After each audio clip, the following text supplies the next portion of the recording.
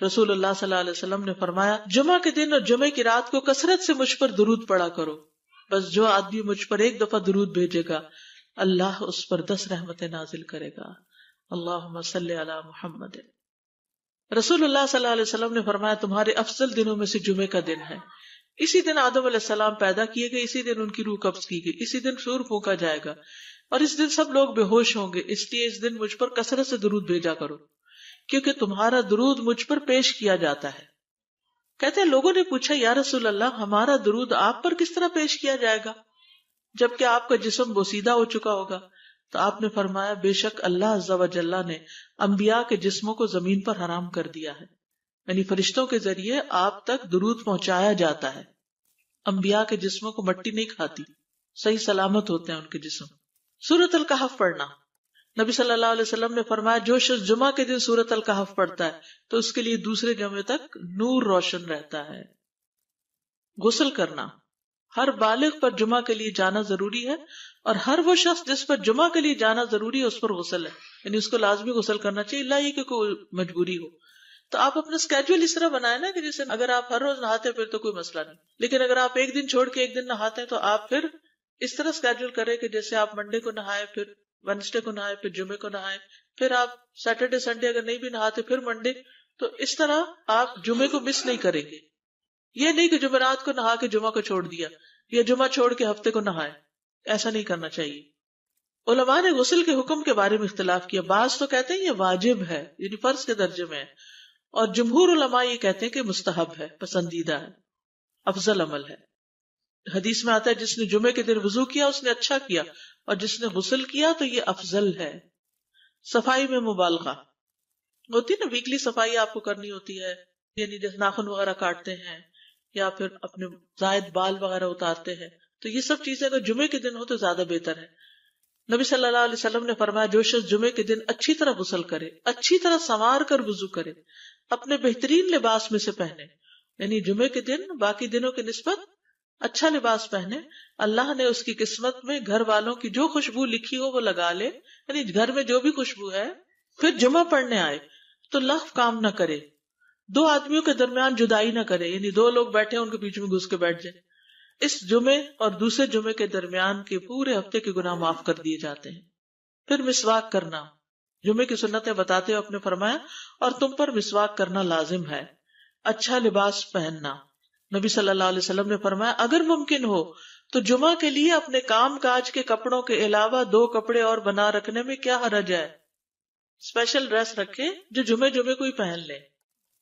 خوشبو لگانا، یعنی خوشبو لگائے، حدیث میں آتا ہے چاہے وہ عورت کی خوشبو سے ہو، یعنی آپ کی اپنی نہیں، بیوی کی خوشبو پڑی ہو وہی لگا لو، لیکن لگاؤ۔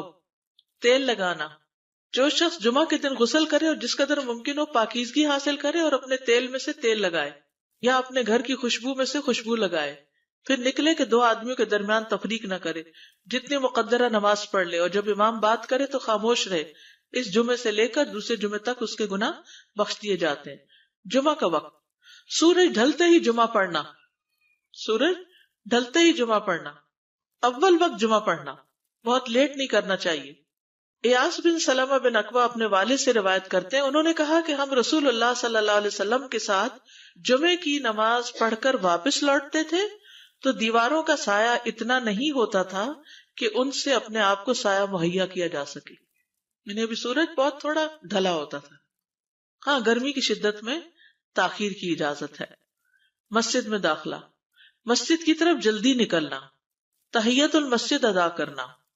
عمر بن دینار کہتے ہیں انہوں نے جابر رضی اللہ عنہ کو کہتے ہوئے سنا کہ ایک شخص جمعہ کے دن مسجد میں داخل ہوا اس حال میں کہ نبی صلی اللہ علیہ وسلم خطبہ دے رہے تھے، تو آپ نے فرمایا کیا تم نے نماز پڑھی؟ اس نے کہا نہیں، تو آپ نے فرمایا کھڑے ہو 2 رکعتیں پڑھو۔ اب یہ بڑا اہم مسئلہ ہے، مسجد میں داخل ہو چاہے خطبہ ہو رہا ہو 2 رکعت پڑھے بغیر نہ بیٹھو، ٹھیک ہے؟ اور یہ کیا ہے؟ دراصل تحیت المسجد، یہ جمعے کی سنتیں نہیں ہیں، یہ کیا ہے؟ تحیت المسجد ہے، اور مختصر پڑھی جائیں، یعنی امام جب خطبہ دے رہا ہو تو چاہیے کہ 2 رکعتیں پڑھے اور دونوں میں اختصار کرے۔ نماز سے قبل حلقہ بنانے کی ممانعت، مثلا آپ جلدی چلے گئے تو یہ نہیں کہ ایک گروپ بنا کے آپس میں گپ شپ شروع کر دیں، نہیں، سیدھے ہی لائنوں میں بیٹھیے۔ انتظار کا وقت کیسے گزاریں گے؟ نفل پڑھ کے بیٹھ گئے، ذکر اذکار کریں، قبلے کی طرف رخ کر کے لائنوں میں بیٹھیں، حلقہ نہیں بنائیں، بیٹھ کے خرید و فروخت نہیں کریں، تاخیر سے آنے پہ گردنیں پھلانگ کے نہ آگے جائیں۔ رسول اللہ صلی اللہ علیہ وسلم نے فرمایا ٹیک لگا کے مت کھاؤ، یہ عام ایک ادب بتایا، یعنی اس طرح ٹیک لگا کے نہیں کھاؤ، کھانے کے وقت سیدھے ہو جاؤ۔ چھنے ہوئے آٹے کی روٹی نہ کھاؤ، میدا۔ مسجد میں کوئی جگہ مقرر نہ کرو کہ یہ میری جگہ ہے، آپ کیوں آج یہاں کھڑی ہو گئی، کہ تم اسی میں ہی نماز پڑھو۔ کچھ لوگ ہوتے ہیں نا، آ کے مخصوص جگہ ہی پڑھتے ہیں، اگر کوئی اور وہاں ہو جائے ڈسٹرب ہو جاتے ہیں۔ اور جمعہ کے دن لوگوں کی گردنیں نہ پھلانگو، ورنہ اللہ تمہیں قیامت کے دن لوگوں کے لیے پل بنا دے گا۔ کیونکہ بہت اذیت کی بات ہے نا، آپ بیٹھے ہیں لوگ باقاعدہ بعض اوقات کندھوں پہ ہاتھ رکھ کے اس کو تنگ کر اس کو تنگ کر، تو یہ نہیں کرنا چاہیے۔ اگر آپ کو اٹھنا بھی پڑ گیا بیچ میں تو واپسی پہ پیچھے کھڑے ہو جائیے، اگلی لائن مل جائے گی۔ جی یہ تو بہت ضروری بات آپ نے کی کہ جب لوگ مسجد آئے تو پہلی صف میں بیٹھے، یعنی پہلی چھوڑ کے آخری میں بیٹھ جائیں اور پھر لوگ ان کی گردنیں پلانگتے رہیں، دوسروں کے لیے فتنہ بننا۔ جابر بن عبداللہ رضی اللہ عنہ سے روایت ہے کہ جمعے کے دن رسول اللہ صلی اللہ علیہ وسلم خطبہ ارشاد فرما رہے تھے کہ ایک آدمی مسجد میں داخل ہوا، وہ قریب آ کر بیٹھنے کے لیے لوگوں کے اوپر سے گزرنے لگا۔ رسول اللہ صلی اللہ علیہ وسلم نے فرمایا بیٹھ جاؤ، تحقیق تم نے لوگوں کو تکلیف پہنچائی اور دیر سے آئے۔ یہ عربی کے الفاظ بڑے خوبصورت ہیں، اجلس فقد آذیت و آنیت، کتنی جامع زبان ہے یہ۔ اجلس فقط آذیت، تو نے اذیت دی، و آنیت، اور دیر سے آئے، ہاں تو اس سے منع کیا گیا۔ کسی کو اس کی جگہ سے نہ اٹھانا۔ جابر رضی اللہ عنہ نبی صلی اللہ علیہ وسلم سے روایت کرتے ہیں، آپ نے فرمایا تم میں سے کوئی شخص جمعہ کے دن اپنے بھائی کو کھڑا نہ کرے کہ پھر دوسری طرف سے آ کر اس کی جگہ پہ خود بیٹھ جائے، بلکہ جو آئے وہ کہے جگہ کشادہ کرو، ہمارے لیے بھی جگہ بناؤ، یہ کہے۔ خطبہ جمعہ اور اس کے آداب۔ خطبہ جمعہ کی اہمیت، جب اذان ہو جائے تو کیا کرے انسان؟ مسجد کی طرف دوڑ پڑے۔ تو مسجد میں جماعت تو نہیں ہو رہی ہوگی، پہلے کیا ہو رہا ہوگا؟ خطبہ ہو رہا ہوگا۔ امام کا خطبے سے پہلے سلام کرنا۔ نبی صلی اللہ علیہ وسلم جب ممبر پر چڑھتے تو حاضرین کو السلام علیکم کہتے۔ امام کا کھڑے ہو کر خطبہ دینا۔ رسول اللہ صلی اللہ علیہ وسلم کھڑے ہو کر خطبہ دیتے، پھر بیٹھ جاتے، پھر کھڑے ہوتے اور کھڑے ہو کر خطبہ دیتے، یعنی بیچ میں تھوڑا سا بیٹھ بھی جاتے تھے۔ جس نے تمہیں یہ خبر دی کہ آپ بیٹھ کر خطبہ دیتے تھے تو تحقیق اس نے جھوٹ بولا، بس یقیناً اللہ کی قسم میں نے آپ کے ساتھ 2000 سے زائد نمازیں پڑھی ہیں، یعنی جن میں بہت سے جمعے بھی آئے ہیں، تو ایسا کچھ نہیں۔ امام کا 2 خطبے دینا، یعنی کھڑے تھے پہلے، پھر ذرا بیٹھ گئے، پھر دوسری دفعہ اٹھے تو یہ 2 خطبے ہو گئے۔ مختصر خطبہ دینا۔ آپ کے خطبات چند کلمات ہوا کرتے تھے، بہت لمبی تقریریں نہیں، آپ کا خطبہ درمیانہ ہوتا تھا۔ نبی صلی اللہ علیہ وسلم نے فرمایا آدمی کا نماز کو لمبا کرنا اور خطبے کو مختصر کرنا اس کی سمجھداری کی علامت ہے۔ بس نماز لمبی کرو اور خطبہ مختصر کرو، کیونکہ بعض بیان جادو جیسا اثر رکھتے ہیں، یعنی تھوڑے بھی بات کرو گے تو دل میں چلی جائے گی۔ نماز پہ زیادہ توجہ۔ نبی صلی اللہ علیہ وسلم کا خطبے میں سورۃ قاف پڑھنا۔ حارثہ بن نعمان کی بیٹی سے روایت ہے، کہتی ہے کہ میں نے سورۃ قاف رسول اللہ صلی اللہ علیہ وسلم سے سن کر حفظ کر لی۔ آپ ہر جمعے کو خطبے میں پڑھا کرتے تھے۔ سامعین کا امام کی طرف رخ کرنا، یعنی جمعے کے دن یہ نہیں کہ آپ کرسی لگا کے کسی اور طرف منہ کر کے بیٹھ جائیں اور جب جماعت ہو تو پھر صف میں کھڑے، نہیں، آپ صف میں بیٹھے ہو، کس طرف منہ ہو؟ قبلہ رخ ہو، امام سامنے ہی ہوگا نا قبلے کی طرف۔ ایک صحابی کہتے کہ جب آپ ممبر پہ چڑھتے تو ہم اپنے چہروں کے ساتھ آپ کی طرف متوجہ ہوتے، ادھر ادھر نہیں دیکھتے تھے خطبے کے دوران۔ امام کے قریب بیٹھنا۔ اللہ کے نبی صلی اللہ علیہ وسلم نے فرمایا ذکر میں حاضر ہوا کرو، یعنی خطبہ میں، اور امام کے قریب بیٹھا کرو، بے شک آدمی دور ہوتا رہتا ہے حتیٰ کہ وہ جنت میں بھی پیچھے ہی ہوگا اگرچہ وہ اس میں داخل بھی ہو جائے۔ تاخیر کی اتنی مذمت ہے۔ خاموشی سے خطبہ سننا، یعنی بات نہیں کرنی چاہیے، کوئی اہم بات بھی نہیں پوچھنی چاہیے۔ ابن مسعود سے روایت ہے کہ انہوں نے ابی ابن کعب سے قرآن کی کسی آیت کے بارے میں سوال کیا جبکہ اللہ کے نبی خطبہ دے رہے تھے، تو انہوں نے اعراض کیا اور کوئی جواب نہ دیا۔ پھر جب آپ نے نماز پڑھائی تو ابی کہنے لگے تمہارا جمعہ ہی نہیں ہوا۔ تو ابن مسعود نے رسول اللہ صلی اللہ علیہ وسلم سے پوچھا تو آپ نے فرمایا ابی نے سچ کہا، کوئی بات کرنے کی اجازت نہیں، یہ کہنے کی بھی کہ چپ ہو جاؤ یہ بھی اجازت نہیں۔ عبداللہ بن مسعود کہتے کہ جب امام جمعہ کے لیے آ گیا پھر تمہارا اپنے ساتھی سے یہ کہنا کہ خاموش رہو لغویت کے لیے کافی ہے، یہ بھی لغو بات ہے۔ کوئی لغو حرکت نہ کرنا، کنکریوں سے نہ کھیلنا، فون سے نہیں کھیلنا، میسجز چیک نہیں کرنا، انگلیوں میں انگلیاں ڈال کے پٹاخے نہیں بجانا، گوٹ مار کے نہیں بیٹھنا. گوٹ مار کے کیسے بیٹھتے ہیں؟ گھٹنے اوپر کر کے اور یوں ایسے گھٹنوں کے گرد ہاتھ ڈال کے. کئی دفعہ ایسے نظر آتا ہے کہ خطبے میں لوگ اس طرح بیٹھے ہوتے ہیں کیونکہ پتہ نہیں ہے. یعنی آپ چوکڑی مار سکتے ہیں. آپ سب سے افضل پوزیشن تو یہ ہے کہ جیسے نماز کے اتحیات میں ہم بیٹھتے ہیں، لیکن کچھ لوگ اس طرح بیٹھ نہیں سکتے، چلے کرسی میں بیٹھ جائیں. اگر کرسی نہیں ہے، نیچے بیٹھے ہیں تو چوکڑی مار کے بیٹھ جائیں، مگر ٹانگیں اس طرح پیٹ کے ساتھ لگا کے گھٹنوں پہ ہاتھ کو بل دے کے اس طرح نہیں بیٹھے. اگر مجبوری ہے تو وہ اور بات ہے، لیکن یہ کہ بلا وجہ نہیں کرنا چاہیے کیونکہ ادب کے خلاف ہے. اونگ آنے پر جگہ بدلنا. نبی صلی اللہ علیہ وسلم نے فرمایا اگر جمعہ کے دن کسی کو مسجد میں اونگ آنے لگے تو اپنی اس جگہ کو دوسری جگہ سے بدل لے. کہ بعض اوقات ایسا ہوتا ہے نا، خطبے کے وقت بڑی سکینت ہوتی ہے اور آخری خطبہ تو آپ نیند میں ہی سنتے ہیں. نماز جمعہ کی رکعت 2 رکعت ہے فرض بس. جمعہ کی نماز 2 رکعتیں ہیں اور ان دونوں میں قرات ہوتی ہے. نبی صلی اللہ علیہ وسلم جمعے میں سبح اسم ربک الاعلی اور حل اتاک حدیث الغاشیہ پڑھتے.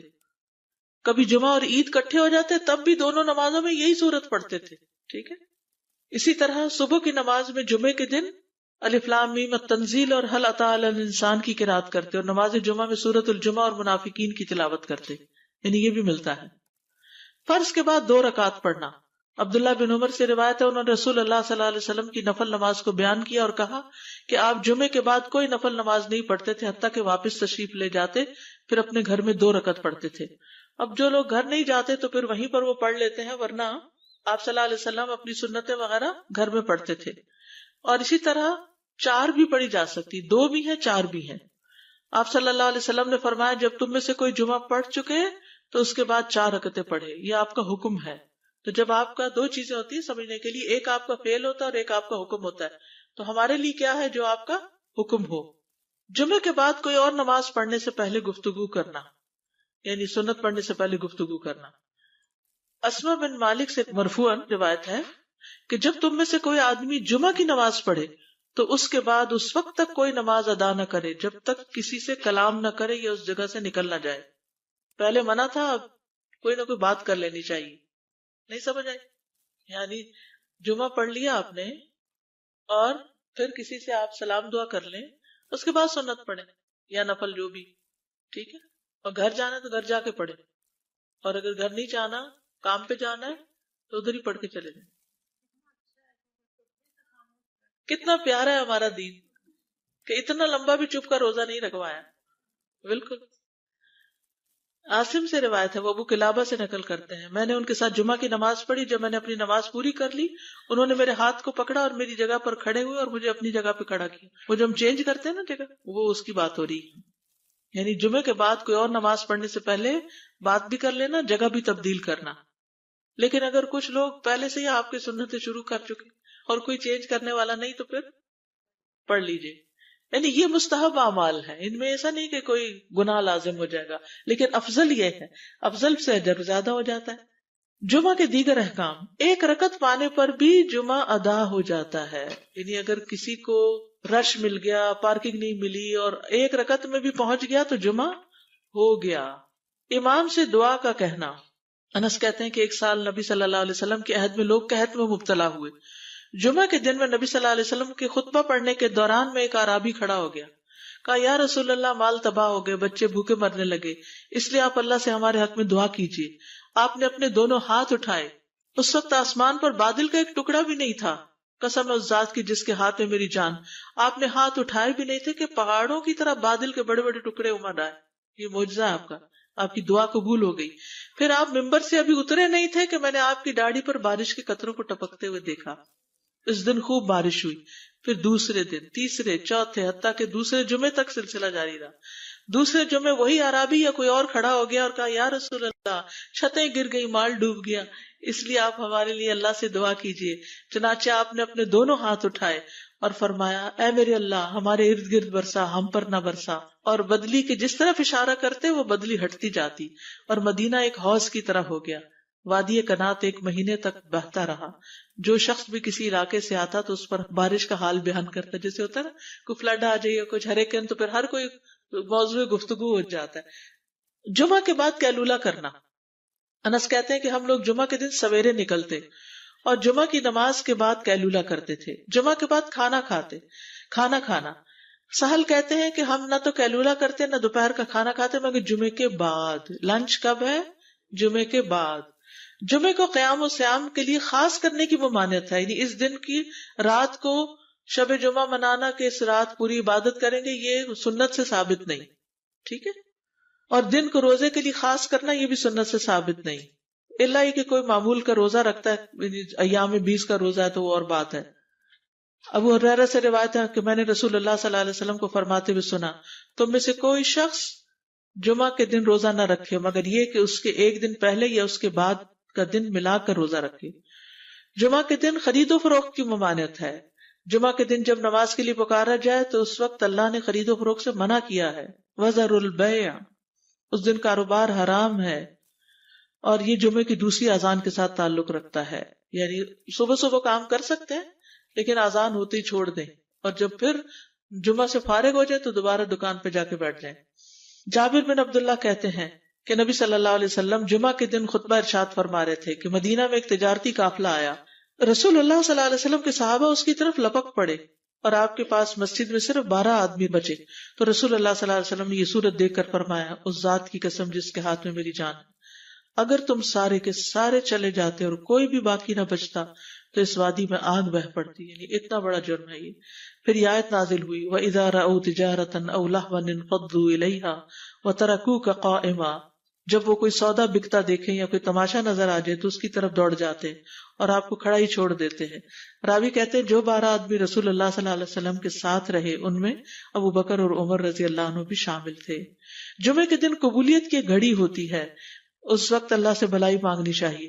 رسول اللہ صلی اللہ علیہ وسلم نے فرمایا، جمعے کے دن میں ایک گھڑی ایسی ہے کہ کوئی مسلمان اللہ سے کسی خیر کا سوال کرتے ہوئے اس کی موافقت نہیں کرتا مگر اللہ اسے وہی خیر عطا کر دیتا ہے. فرمایا یہ ایک چھوٹی سی گھڑی تھوڑی دیر کے لیے ہوتی ہے اور یہ ہر جمعے کو ہوتی ہے. ٹھیک ہے. اور خصوصاً نماز میں بھی اگر کوئی دعا کر رہا ہوتا ہے نا انسان تو وہ بھی قبول ہو جاتی ہے. نماز میں دعا کہاں ہوتی ہے؟ شروع میں ہوتی ہے، رکوع میں ہوتی ہے، سجدے میں ہوتی ہے، تشہد میں ہوتی ہیں. تو اگر یعنی جمعہ پڑھ رہے ہیں اور بیچ میں دعائیں آ گئی ہیں تو ہو سکتا وہی گھڑی آ گئی ہو اور آپ کی دعا قبول ہو جائے. اور یہ تورات میں بھی اس کا ذکر تھا.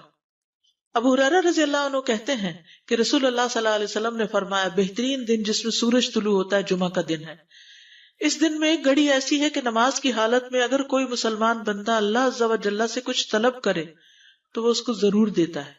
کعب نے کہا ایسا سال میں ایک مرتبہ ہوتا ہے؟ تو میں نے کہا نہیں بلکہ ہر جمعہ کو ہوتا ہے. کہتے ہیں پھر کعب نے تورات پڑھی تو کہا نبی صلی اللہ علیہ وسلم نے سچ فرمایا. ابو ہریرہ رضی اللہ عنہ کہتے ہیں کہ میں بعد میں عبداللہ بن سلام سے ملا اور ان سے اپنی اور کعب کی مجلس کا بتایا تو عبداللہ بن سلام رضی اللہ عنہ نے کہا میں جانتا ہوں وہ گھڑی کب آتی ہے. ابو ہریرہ نے کہا مجھے بھی بتائیے. انہوں نے کہا وہ جمعہ کے دن میں آخری گھڑی ہے. میں نے کہا یہ جمعے کے دن کی آخری گھڑی کیسے ہو سکتی ہے، حالانکہ رسول اللہ صلی اللہ علیہ وسلم نے فرمایا جو مسلمان بندہ اس کو نماز پڑھتے ہوئے پائے. اس وقت میں کوئی نماز نہیں پڑھی جاتی. تو عبداللہ بن سلام نے کہا کیا رسول اللہ صلی اللہ علیہ وسلم نے یہ نہیں فرمایا جو شخص نماز کے انتظار میں بیٹھا رہے وہ گویا نماز ہی کی حالت میں ہے حتیٰ کہ نماز پڑھ لے. کہتے ہیں میں نے کہا ہاں. تو انہوں نے کہا بس یہی ہے، یعنی اس وقت کیا کرنا چاہیے، آخری گھڑی میں وضو وغیرہ کر کے مغرب کی نماز کے انتظار میں بیٹھ کے دعائیں کریں، اذان ہو تو نماز پڑھ لیں. عصر کے بعد سے مغرب تک کا وقت ہے.